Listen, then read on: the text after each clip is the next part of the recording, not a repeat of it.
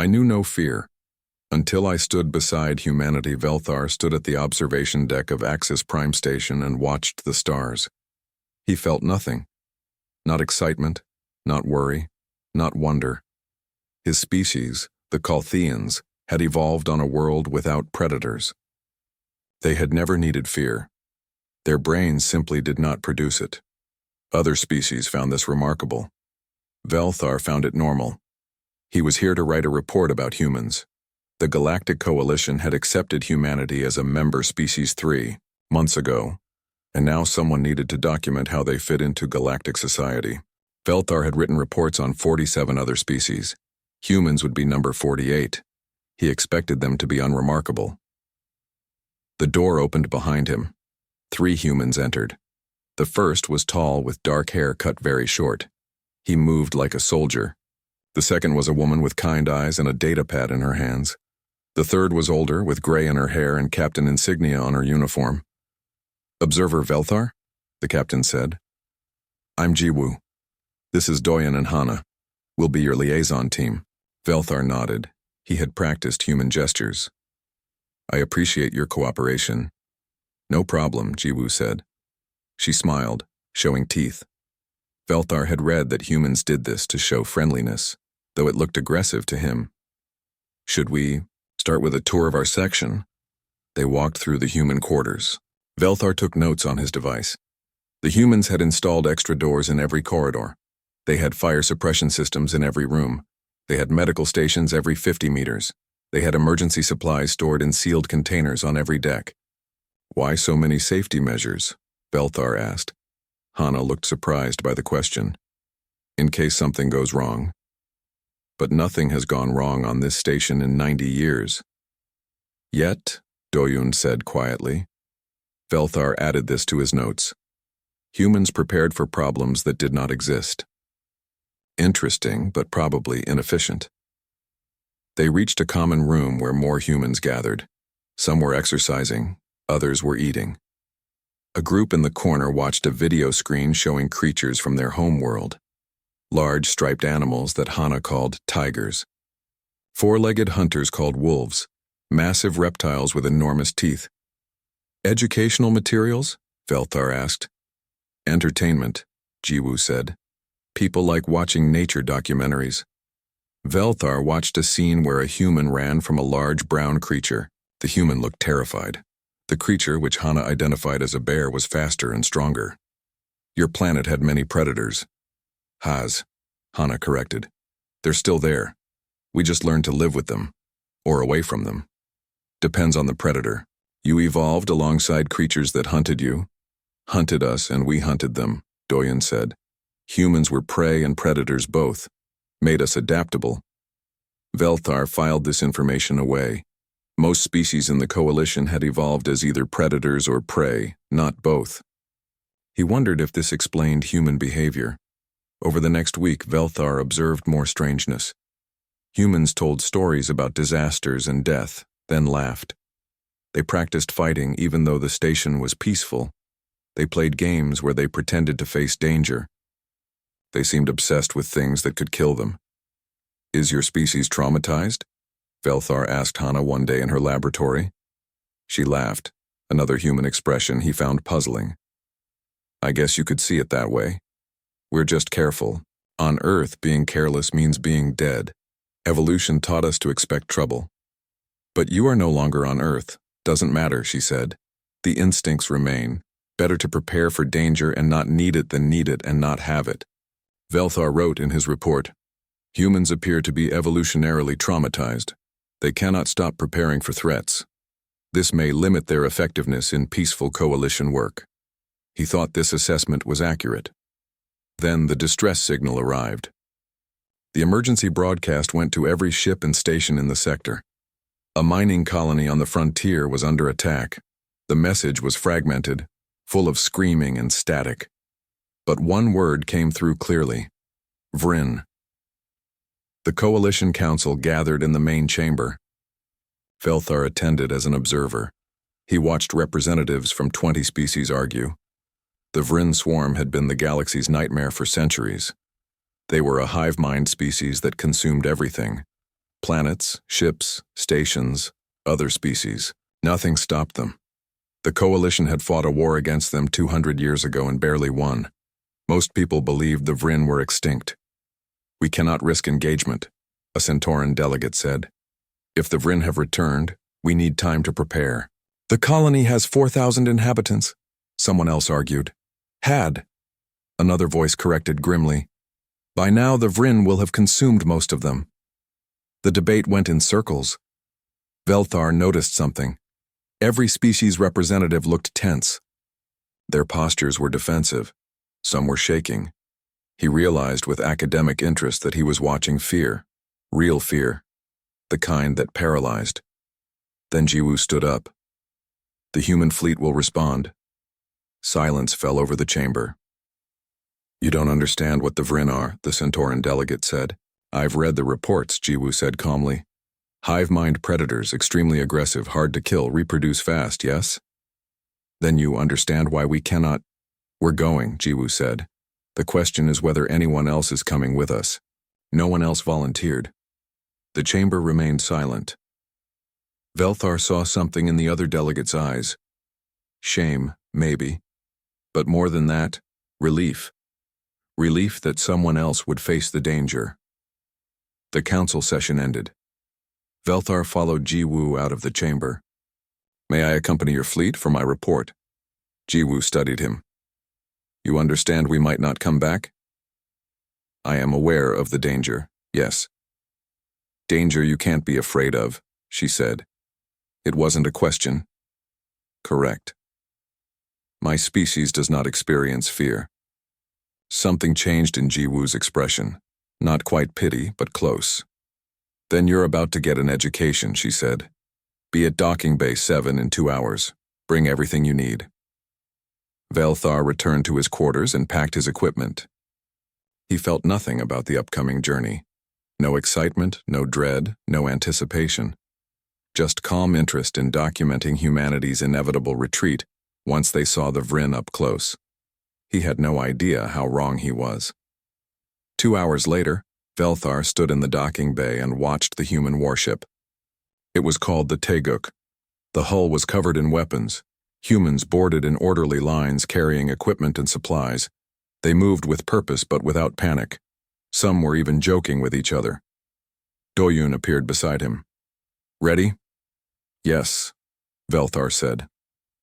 "I am curious to see how humans respond to real danger." Doyun smiled, but it wasn't the friendly human smile. It was something else. Something that showed all his teeth. "You and me both, observer. You and me both." They boarded the ship together. The airlock sealed behind them with a heavy thud. Velthar heard the engines power up, felt the deck vibrate beneath his feet, and knew they were heading toward something the entire galaxy feared. For the first time in his life, a small part of Velthar's mind whispered that maybe he should feel something about that. But the whisper was quiet and he ignored it. He would not ignore it for long. "I knew no fear until I stood beside humanity." The Taeguk moved through space at full speed. Velthar had quarters near the observation deck. They were small but functional. He spent most of his time watching the crew and taking notes. The humans were strange. They sang songs about death. They told jokes about dying. They showed each other videos of the Vryn from the old war, studying the creatures that had killed millions. When Velthar asked why they watched such disturbing content, a young engineer named Suji said, "Know your enemy. Can't fight what you don't understand." In the ship's gym, Velthar watched Doyun train with other soldiers. They practiced hand-to-hand combat, throwing each other across padded mats. They practiced shooting at targets. They practiced running while carrying heavy equipment. Everything was about preparation. "Why train so hard?" Velthar asked. "Your weapons are advanced. You have armor and ships." Doyun wiped sweat from his face. "Equipment fails. Then all you have is yourself. Better make sure yourself is ready." "You expect your equipment to fail?" "I expect everything to fail eventually," Doyun said. "That's why we have backup plans. And backups for the backups." Velthar added more notes to his report. Human pessimism appeared extreme. They seemed unable to trust anything completely. That evening, Velthar found Hana in the ship's laboratory. She was studying Vryn biology on her screens. The creatures looked horrifying. They had 6 legs, armored bodies, and mandibles that could tear through metal. They hunted in swarms of thousands. Does this frighten you? Velthar asked. Hana looked at him. Yes, terrifies me. Yet you continue to study it. Because it terrifies me, she said. Fear means danger. Danger means I need to know everything I can. The more I know, the better chance I have to survive. She pulled up a chart showing Earth's history. My ancestors lived on grasslands. Fast predators everywhere. Big cats, wild dogs, hyenas. Humans weren't fast, weren't strong, weren't armored, so we got smart instead. The chart showed humans running, not sprinting but jogging, for hours, for days. Persistence hunting, Hana explained. We chased prey until they collapsed from exhaustion. We're not the fastest, but we're the most stubborn. We just keep going. And going, and going. This seems inefficient. It kept us alive, she said. Humans learned early that the way to win isn't being the strongest. It's being too annoying to kill, too stubborn to quit, too clever to catch. Velthar considered this, so humans survived by being difficult prey.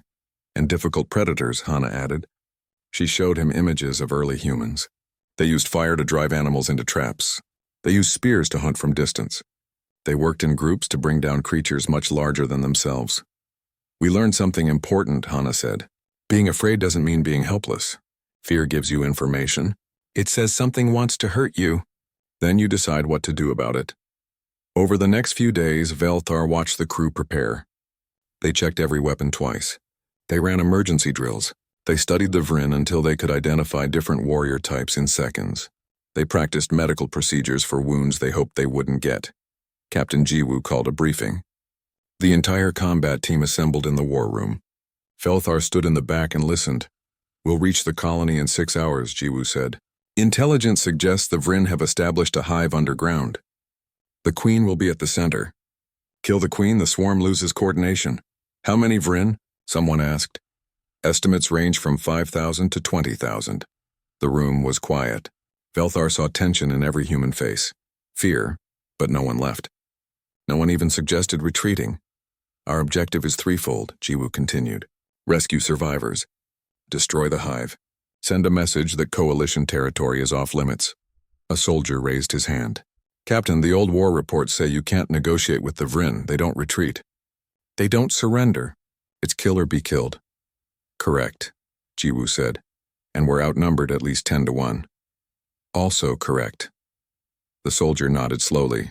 Just wanted to make sure I understood the situation, ma'am. Any other questions? Jiwoo asked. No hands went up. Good, get some rest. It's going to be a long day. The meeting ended. Humans filed out quietly. Velthar approached Doyen. Your crew seems afraid. We are afraid, Doyen said simply. But you're going anyway. That's the job, Doyen said. He sat down at a table and pulled out a datapad. He started writing something. Velthar saw it was a letter addressed to someone named Hyejin. What are you writing? Letter to my sister, Doyen said. I write one before every mission. Just in case. In case you die. Yes. Does this not increase your fear? Doyen looked up at him.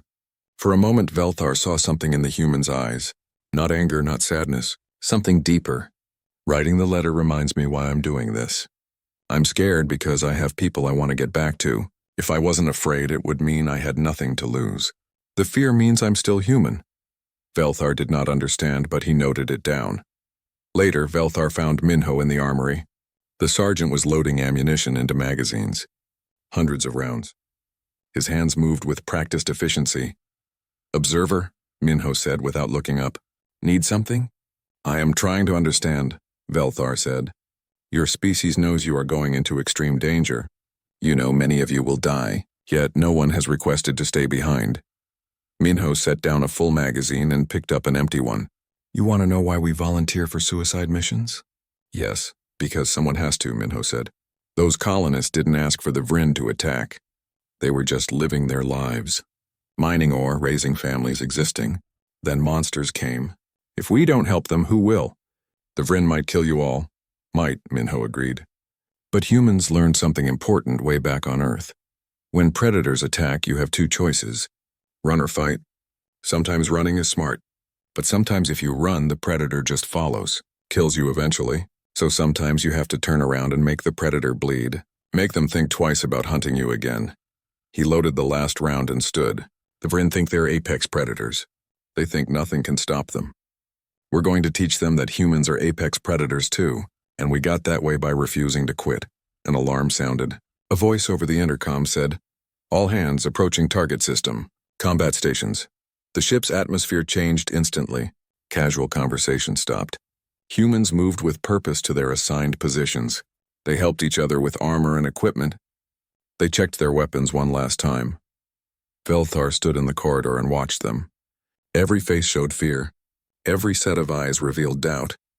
But every human kept moving, kept preparing, kept going. Jiwoo's voice came over the intercom. "This is the captain. In a few minutes, we'll see what we're up against. I won't lie to you. It's bad. The Vrin are the worst thing in the galaxy. But here's what they don't know about us. Humans spent millions of years as prey. We learned to be afraid. We're very good at it. But we also learned that fear is just a feeling. It tells you something is dangerous. It doesn't tell you what to do about it. That part is up to us," she paused. "So yes, be afraid. Use that fear. Let it make you careful, make you alert, make you fight harder. But don't let it stop you. We're humanity. We walked out of Africa with nothing but rocks and attitude. We turned wolves into dogs. We went to our moon just because it was there. We don't stop. We don't quit. We definitely don't let some bugs tell us where we can and cannot go." Another pause. "For the colony. For the coalition. For everyone who's counting on us. Let's show the galaxy what humans do when we're scared." The ship dropped out of faster-than-light travel. Through the viewports, Velthar saw the colony world. Even from space, he could see the destruction. Smoke rising from multiple locations. Structures collapsed. Sections of the main settlement simply gone. Vrin's signatures confirmed. Someone reported. Massive swarm activity. They're everywhere. Velthar looked at the tactical display. Thousands of red dots. The Vrin, and one small blue dot. The Teguk. For the first time in his life, Velthar felt something strange in his chest. A tightness, a discomfort. His breathing quickened slightly. He recognized it from his studies. This was the beginning of fear, and they hadn't even reached the planet yet. "I knew no fear, until I stood beside humanity," the Teguk descended through the atmosphere. Velthar watched from the bridge as the colony grew larger in the viewport. Parts of it were still burning. Other sections looked like something had chewed through them, which he realized was exactly what had happened. "Landing zone secured," a voice reported. "Minimal Vrin activity in the northern sector." "That's where we're going," Jiwoo said. She turned to her crew. "Remember the plan. Rescue team to the shelters. Demo team to the hive entrance. Combat teams provide cover. We move fast and we move together." Questions? No one spoke. "Good. 30 seconds to landing." Velthar had requested to go with a ground team. Jiwoo had assigned him to Minho's squad. Now he stood in the deployment bay wearing borrowed armor and carrying a basic sidearm. The weapon felt heavy and strange in his hands. Minho checked his squad. 5 humans, all armed, all ready. "And Velthar, stay close," Minho said to him. "If something goes wrong, get behind cover and call for help. Don't try to be a hero." "I am merely an observer," Velthar said. "Good. Observe from behind something solid." The ship landed with a heavy thud. The cargo ramp lowered. Heat and smoke rushed in. Velthar smelled burning plastic and something organic and rotten. The smell of death, they moved out. The colony was devastated. Buildings had collapsed. Vehicles were overturned. And everywhere there were bodies. Human colonists, workers, families. The Vrin had killed them all. Velthar felt his chest tighten more. His legs felt weak. He had read about death, but seeing it was different. So many dead, so much destruction. "Focus," Minho said quietly. "Don't look at them. Look where you're going." They moved through the ruins toward the shelter locations. The rescue team had already reached the first shelter and was evacuating survivors. Velthar saw humans dirty and terrified being led to transport ships. Children crying. Adults in shock. The lucky ones who had hidden when the Vrin attacked. A scream echoed from somewhere to the left. Then weapons fire. "Heavy and rapid, contact!" Someone shouted over the radio. Vrin warriors. "Multiple contacts." "Stay on mission," Jiwoo's voice came through. "Combat teams engage. Everyone else keep moving." Minho's squad reached their checkpoint. They were supposed to secure this intersection while the demo team passed through. Velthar crouched behind a broken wall and watched the humans take positions. They moved smoothly, covering each other, checking corners. Like they had done this 1,000 times, Suji was with them. She set up a portable turret and activated it. The weapon hummed to life, its sensors scanning for targets. "How are you so calm?" Velthar asked her. "I'm not calm," Suji said. Her hands were shaking slightly. "I'm terrified. But I've trained for this. Training beats panic." Movement in the ruins. Velthar saw shapes moving fast between broken buildings. Dark shapes with too many legs. His breathing quickened. The tightness in his chest became pain. "Here they come," Minho said. "Steady." The Vryn burst from cover. They were worse than the videos. Bigger, faster. Their mandibles clicked and screeched. Their armored bodies reflected the firelight. They moved like water, flowing around obstacles, spreading out to surround the squad. The humans opened fire. The sound was deafening. Velthar covered his ears. He watched bullets tear into Vryn bodies. The creatures shrieked and fell. But more came. "Always more. Reloading." Someone shouted, "I've got you." Another voice answered. The humans worked together perfectly. When one stopped shooting, another covered. They called out targets. They shared ammunition. They moved as one unit. A Vryn got past the firing line. It charged directly at Velthar. He froze, his entire body locked up. The creature was massive, its mandibles spread wide, its eyes fixed on him. He was going to die. He knew it, and for the first time in his life, he felt fear. Real, complete, overwhelming fear. Minho appeared from the side. He slammed into the Vryn with his shoulder, knocking it off course. Then he fired 3 shots into its head at point-blank range. The creature collapsed. "Move!" Minho grabbed Velthar and pulled him to better cover. "Stay down." Velthar's hands were shaking. His whole body was shaking. He could not stop it. The fear was inside him now, burning like fire. Suji's turret hammered away, cutting down Vryn after Vryn. But they kept coming. Where were they all coming from? "Demo team is through." The radio crackled. "All teams fall back to secondary positions." "You heard the captain," Minho shouted. "Tactical retreat." Suji grabbed the turret. They moved backward, still firing. The Vryn followed. Velthar stumbled, his legs barely working. A human he didn't know grabbed his arm and helped him along. "Keep moving, observer." Almost there. They reached the secondary position. More human soldiers were there, set up behind proper barriers. Heavy weapons fired over their heads, driving the Vryn back. Velthar collapsed behind cover. He could not breathe properly. His heart was racing. Everything felt wrong. How did humans live like this? How did they function with fear eating them from inside? Hana appeared next to him. "You okay?" "I am experiencing fear," Velthar said. His voice shook. "I do not like it." "Welcome to being prey," Hana said. She was checking his armor for damage. "The feeling doesn't go away. You just learn to work through it." "I cannot work through this. I can barely move." "Yes, you can," Hana said firmly. "You're talking to me. You're thinking. That's more than the fear wants you to do. It wants you paralyzed. Don't let it win." Explosions boomed in the distance. The demo team had reached the hive. Now they were inside, setting charges to destroy it from within. "All teams," Jiwoo's voice came over the radio. "The Vryn know we're hitting the hive. They're pulling warriors back to defend it. This is about to get bad. How could it get worse?" Someone muttered. The ground shook. Not from explosions. From movement. Massive movement. Something was coming up from underground. "Contact!" Someone screamed. "Queen! The Queen is coming up!" Velthar looked over the barrier. His fear told him not to. Told him to hide, to run. But he looked anyway. The Vryn Queen was enormous. Twice the size of a transport ship. Her body was covered in thick armor plates. She had dozens of legs. Her mandibles could crush metal. And she was angry. The humans had invaded her hive, threatened her swarm. Now she was coming to destroy them. Warriors poured out around her. Hundreds of them. The Queen screeched, a sound that made Velthar's bones ache. The swarm charged. "All weapons, fire!" Jiwoo commanded. Every human soldier opened fire at once. Rockets streaked toward the Queen. Bullets filled the air. The turrets fired until their barrels glowed red. The noise was incredible. The violence was beyond anything Velthar had imagined. The Queen kept coming. Armor plates shattered under the bombardment, but she did not stop. Warriors fell in waves, but more took their places. The humans were killing dozens, hundreds of Vryn. But there were thousands. and the Queen was nearly upon them. "Demo team, status," Jiwoo shouted. "Charge is set. Need 30 more seconds." "We don't have 30 seconds," someone yelled. Velthar watched Doyen stand up. The soldier grabbed a rocket launcher and ran forward, directly toward the Queen. Other humans saw him and followed. A dozen soldiers charging a creature that could kill them with one swipe of her mandibles.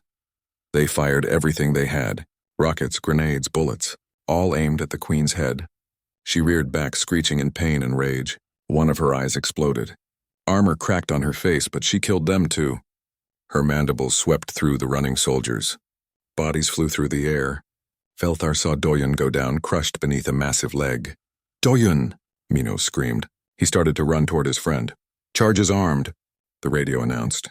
"Detonation in 10 seconds. All personnel clear the area. Fall back," Jiwoo ordered. Everyone fall back now. The humans ran, not in panic but in organized retreat. They grabbed wounded comrades. They laid down covering fire. Even while running for their lives, they took care of each other. Velthar ran with them. His fear pushed him forward. His legs burned. His lungs ached. But he ran. The hive exploded. The entire underground complex detonated at once. Fire and debris shot into the sky. The shockwave knocked everyone off their feet. Velthar hit the ground hard, his armor cracking. He looked back through the smoke and dust. The Queen was down. Half her body was buried in rubble. She was still moving, still trying to reach them, but she was dying. Around her, the Vryn warriors had stopped. They milled around in confusion. Without the hive's coordination, they were lost. Human soldiers got to their feet. They formed a firing line and methodically shot every confused Vryn warrior they could see. It was not mercy. It was making sure the threat was ended. Velthar lay on the ground and shook. He had faced death. He had felt fear. He had run for his life. And somehow he was still alive. But Doyen wasn't. And neither were dozens of other humans who had charged the Queen to buy 30 seconds. Minho knelt nearby, staring at where his friend had fallen. Tears ran down his face, but his hands were steady as he reloaded his weapon. "Threat neutralized," Jiwoo's voice said over the radio. She sounded tired. So very tired. "Medical teams to the field. Recovery teams locate our fallen. Everyone else maintain perimeter." It's over, but it was not over. Not for Velthar. Because now he understood. Humans lived with fear every day. They felt it, acknowledged it, and acted anyway. They charged toward things that terrified them because someone had to. I knew no fear, until I stood beside humanity. The medical bay was full. Velthar walked between the rows of beds and saw the cost of victory. Humans with burns covering half their bodies, missing limbs, bandages soaked with blood. The smell of antiseptic could not hide the smell of pain. A doctor named Gina worked without stopping. She moved from patient to patient, treating wounds, administering medicine, offering words of comfort. Her own arm was bandaged, but she did not rest. "Why do you not stop?" Velthar asked her. "You are injured." "These people need me," Gina said simply. She was setting a broken bone. The patient, a young man barely past 20, bit down on a cloth to keep from screaming. "I can rest when they're stable." Velthar watched her work. Her hands moved with skill despite her exhaustion. She had been working for 6 hours straight. "Was it worth it?" he asked quietly. Gina looked up at him. Her eyes were hard. "Ask the 200 colonists we saved. Ask the children who still have parents because we came. Ask the worlds the Vryn won't attack now because they know we'll respond." She finished with the young man and moved to the next bed. "We lost 43 people. Each one of them mattered. Each one had families, dreams, futures. But they chose to be here. They chose to fight. And yes, observer, it was worth it." Velthar left the medical bay and wandered the ship. He found Minho sitting alone in a storage room.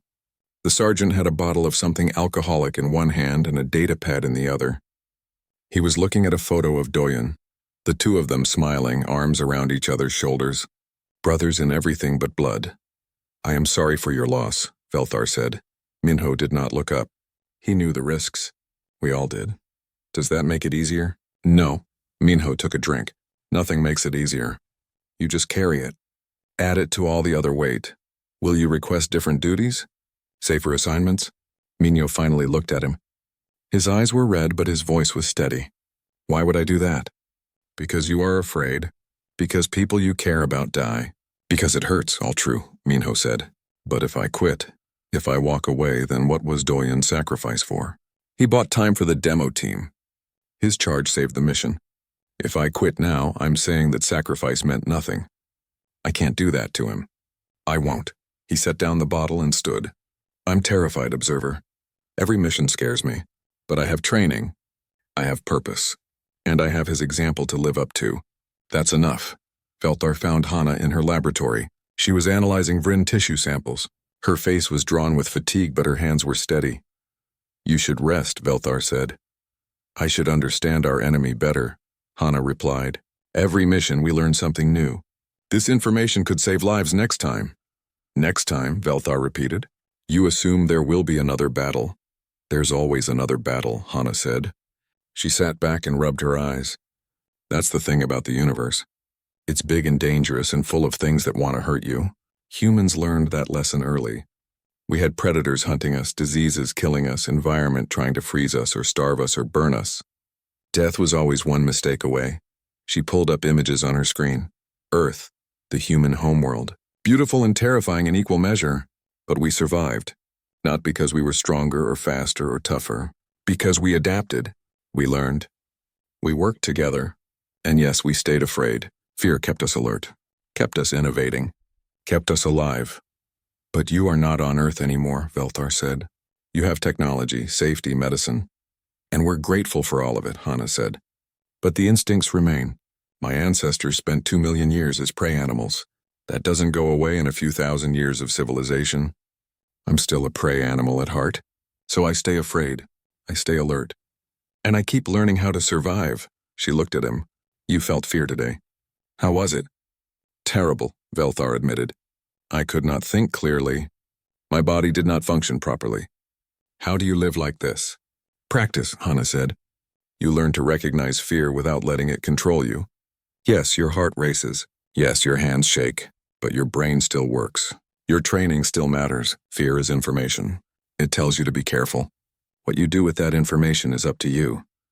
I froze, Velthar said quietly. When the Vryn attacked, I could not move. Minho saved my life. First time is always the hardest, Hana said. But you survived.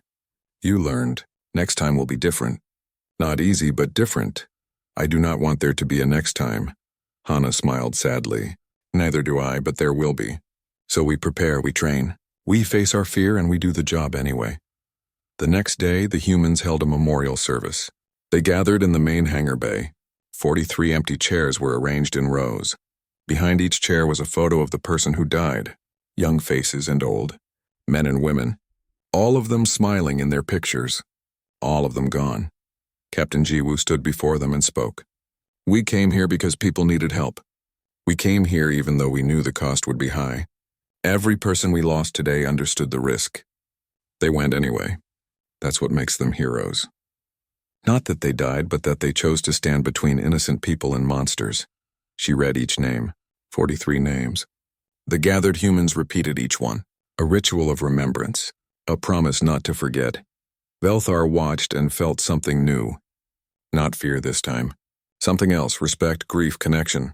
These humans mourned deeply, but they did not let the mourning break them. They honored their dead by continuing the mission. After the service, Suji approached Velthar. She had lost her entire squad in the Queen's final charge. You were watching us the whole time. For your report. Yes, Velthar said. What are you going to tell the coalition? Velthar considered. I do not know yet. I thought I understood humanity. I thought you were evolutionarily traumatized. Unable to process danger rationally. I was wrong. We're just scared, Suji said. All the time. Of everything.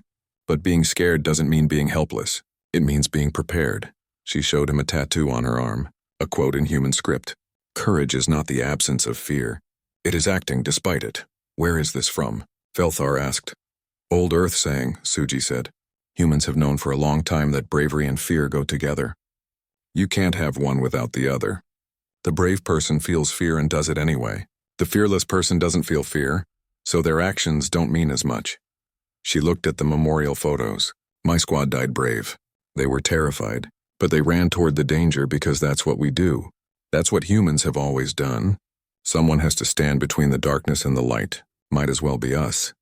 Velthar spent the next week finishing his report. He deleted everything he had written before. His initial observations were not just wrong, they were backwards. He started over. He wrote about fear as a survival tool, about how humans used terror to sharpen their senses and focus their minds, about how they had turned their greatest weakness into their greatest strength. He wrote about sacrifice, about how humans willingly faced death not because they did not value life, but because they valued it so much they would give their own to protect others. He wrote about persistence, about how humans had been prey animals who learned to be predators, who had faced extinction and refused to quit, who had turned every obstacle into a lesson, and he wrote about courage. Real courage, the kind that trembles and shakes and acts anyway, the kind that sees the monster and charges forward, the kind that pays in blood and keeps going. Captain Jiwoo found him in his quarters. "We'll be back at Axis Prime tomorrow." "Your report finished?" "Almost," Velthar said. "Captain, may I ask you a question?" "Sure. Why did you volunteer?" "You knew the Vryn were deadly. You knew you would lose people. Why not let someone else handle it?" Jiwoo was quiet for a moment. "Because I've been afraid my whole life. Of failure. Of letting people down. Of not being good enough. When you live with fear constantly, you learn something important. The fear never goes away, so you either let it control you or you use it. I use it. I let it remind me why I'm doing this. What I'm protecting. Who I'm fighting for." She looked out the viewport at the stars. "Humans are afraid of everything, observer. Death, pain, loss, failure, the unknown. We're absolutely terrified of the universe. But we went to space anyway. We met aliens anyway. We faced dangers anyway. Because being afraid means we're still alive. Still fighting. Still human. The other species in the coalition are afraid of the Vryn," Velthar said, "but they let that fear stop them." "I don't blame them," Jiwoo said. "Fear is powerful. It's meant to keep you safe, but humans learned something on Earth. Sometimes the thing that keeps you safe is also the thing that keeps you trapped. Sometimes you have to walk into the fear to get to the other side. And if you do not make it to the other side," Jiwoo smiled, "then at least you tried. At least you didn't die wondering what might have been. At least you stood up." The ship flew on through space, carrying its wounded and its memories and one very changed observer who now understood what he had witnessed. Humanity had not conquered fear. They had made peace with it. And in doing so, they had become braver than any fearless species could ever be. I knew no fear, until I stood beside humanity. The Galactic Coalition Grand Assembly was the largest room Velthar had ever seen. Representatives from every member species sat in curved rows rising toward a domed ceiling. Today they were all watching him. Velthar stood at the speaker's platform. His report was loaded into the central display. 3 months had passed since the Vryn incident. 3 months of thinking about what he had witnessed. 3 months of understanding fear. "Honored representatives," Velthar began, "I was sent to observe humanity's integration into our coalition. I believed this would be a simple task. I was profoundly wrong." He pulled up his initial reports on the screen. "These are my first observations. I wrote that humans appeared evolutionarily traumatized, that they could not process danger rationally, that their constant preparation for threats was a limitation." Murmurs rippled through the assembly, some agreement, some curiosity. "I retract these conclusions entirely," Velthar said. "Humans are not traumatized. They are prepared. And there is a significant difference." He showed footage from the Vryn battle. The assembly fell silent. They watched the Queen emerge, watched humans charge toward certain death, watched the hive explode. When the footage ended, no one spoke. "Humans evolved on a death world," Velthar continued. "They were prey to creatures stronger and faster than themselves.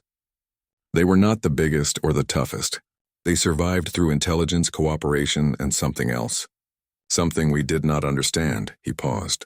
"They survived through fear." A representative from the Centauran hegemony stood.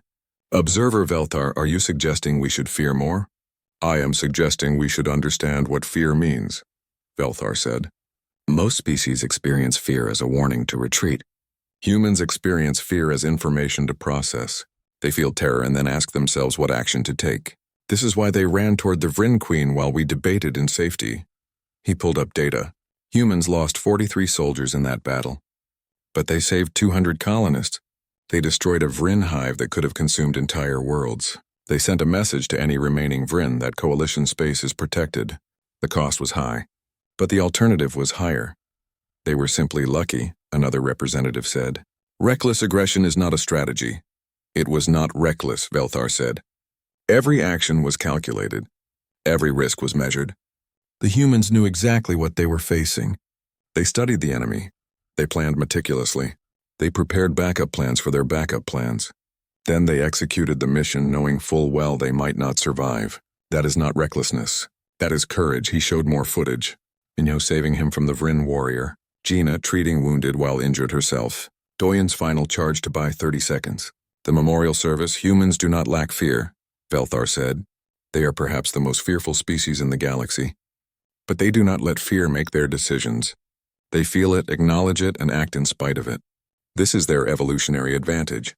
This is why they survived their world, and this is why they succeeded where we hesitated. A long silence fell. Then a new voice spoke. It was Threlvok of the Centauran hegemony, one of the Coalition's oldest and most influential members. Observer Velthar, you are asking us to trust predators. Humans are aggressive. They have violent histories. They wage war on their own kind. You saw them charge toward death. How do we know they will not turn that aggression toward us? Before Velthar could answer, Captain Jiwoo stood. She was in the human section, wearing her formal uniform. May I respond, Observer? Velthar nodded. Jiwoo walked to the platform. She looked small compared to some of the alien representatives, but her presence filled the room. Representative Threlvok is correct, Jiwoo said. We are aggressive. We are violent. Our history is full of terrible things. We fought each other for resources, territory, beliefs. We nearly destroyed our own world multiple times, she paused. But we learned. We learned that strength without control is just destruction. We learned that violence without purpose is just waste. We learned that the strongest predator is not the one who kills the most, but the one who protects the most. She showed images of Earth, cities, farms, wildlife preserves. We were predators, yes, but we chose to become protectors. We took the wolves that hunted us and made them our companions. We took the wild grasses and made them food. We took our violent instincts and channeled them into protecting those who cannot protect themselves. Pretty words, Threlvok said. But words are easy.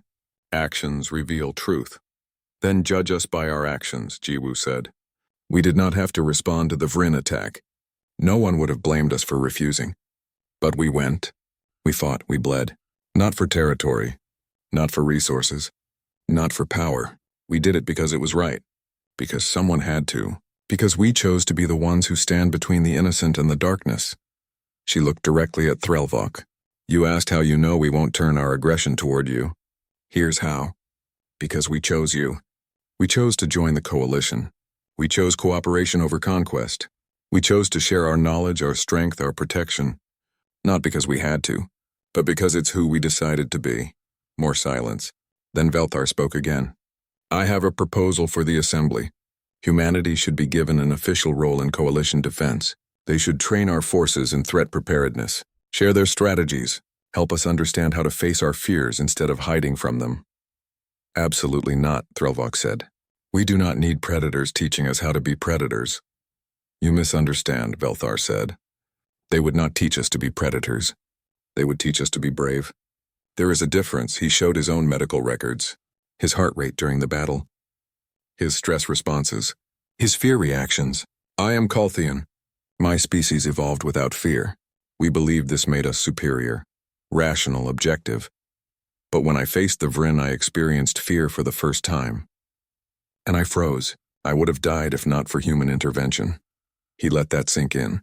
Fear is not weakness. It is information. It tells you danger is present.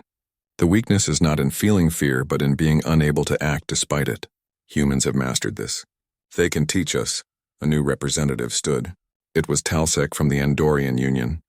Her species were known as philosophers and peacekeepers.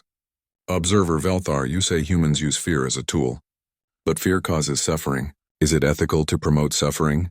Hana stood in the human section. May I address that? Velthar nodded. Hana approached the platform. Fear does cause suffering. No argument there. But suffering with purpose is different from suffering without it. Humans learned early that we could not avoid pain. Our world was full of things that could hurt us. So we learn to give that pain meaning.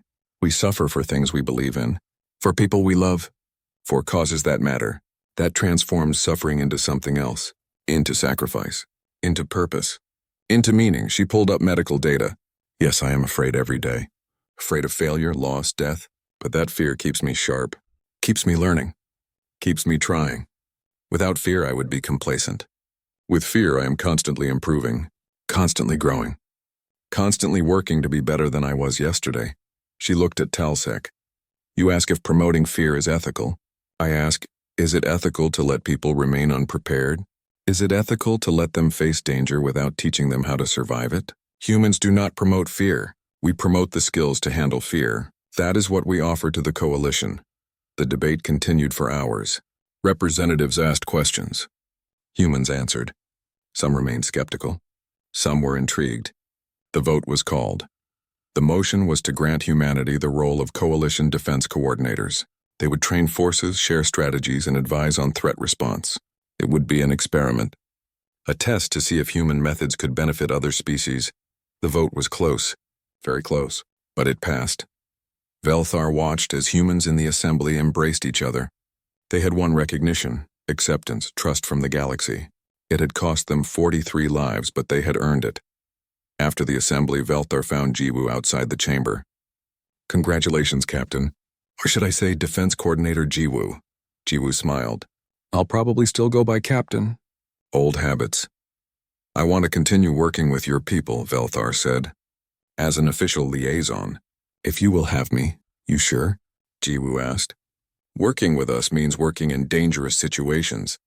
More fear, more risk, I know, Velthar said. But I learned something important. Fear is not the enemy. Facing danger alone is. I would rather face it with allies who understand it. Who have been afraid and acted anyway. Who can teach me to do the same? Jiwoo extended her hand. Velthar had learned this gesture. He shook it. Welcome to the Scared But Doing It Anyway Club, Jiwoo said. The next week, Velthar returned to the Taeguk. It felt like coming home. The crew greeted him warmly. Mino taught him proper weapon handling. Suji showed him how to check equipment. Hana explained human military history. You're really staying? Suji asked one day. Yes, Velthar said. I have much to learn. Fair warning, it doesn't get easier, she said. Every mission is scary. Every threat is real. You'll never stop being afraid. Good, Velthar said. Fear means I am still paying attention. A new distress call came through. A coalition science station was under attack by pirates.